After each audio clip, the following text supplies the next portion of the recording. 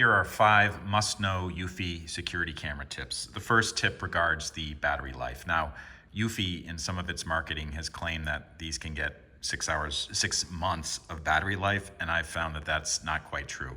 Usually I can get about 2 or 3 months of it by really optimizing the settings on it. That includes lowering the quality a little bit, like from 2K to 1080p, doing things like turning on the sensitivity settings so they're not so sensitive to everything moving by. You can exclude things like pets from triggering the cameras, and that usually helps to preserve the battery life. But the max I've gotten out of these is maybe 3 months or a little bit more than that. The second tip about the Eufy security cameras is charging is really simple. It just takes place through a USB cable plugged into the bottom of the device, and there's a rubber mat here to protect the USB port, but usually it takes about 8 or 9 hours to charge these fully in my experience.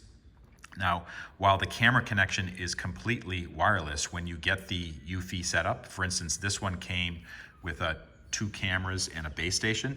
The base station needs to be wired. There's actually 2 wires coming from it. One is the power connection. The other one is an Ethernet cable to a nearby Wi-Fi router. So just be aware of that. The cameras are wireless, but the base station is not. Eufy is actually supported by the Apple Home app. However, I found that the Eufy's own app is much better for notifications and for other features. And I think Apple's Home app, it just needs quite a bit of work to really make it good for cameras like this. You can get basic features like being able to look at a video from your MacBook, but I use the Eufy iPhone app almost exclusively to monitor the images and get notifications from this particular camera. And finally, if the camera stops working altogether, like you just can't get it to work, there's usually a couple of reasons that may cause that. One is obviously the battery is worn out. The second thing that comes up quite a bit is actually the camera is too far away from the Wi-Fi connection. So I found that these usually work about 50 to 75 feet away max, and that's through a couple walls.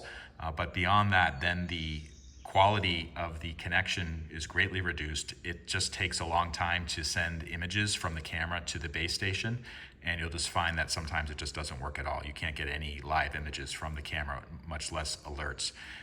Sometimes I've found that the cameras require a manual restart. The base station can be restarted from the app, but the Eufy security camera, you'll see this button at the top. You actually have to press that to sync it. That kind of puts it in a better state, and hopefully your camera system will be up and running again. And finally, as a last resort, if you just can't get it to work anymore on your app or HomeKit, then what I would do is basically you can disconnect the camera from the setup you have on your app and then add it back later on. And there's some steps that are required to do that. You have to hold the camera next to the base station and follow the instructions on the app. But those are basically how I've been able to troubleshoot these cameras in the past. Overall, I recommend them, but I hope that these 5 must-know tips about the Eufy security camera have been useful to you. Thank you so much for watching.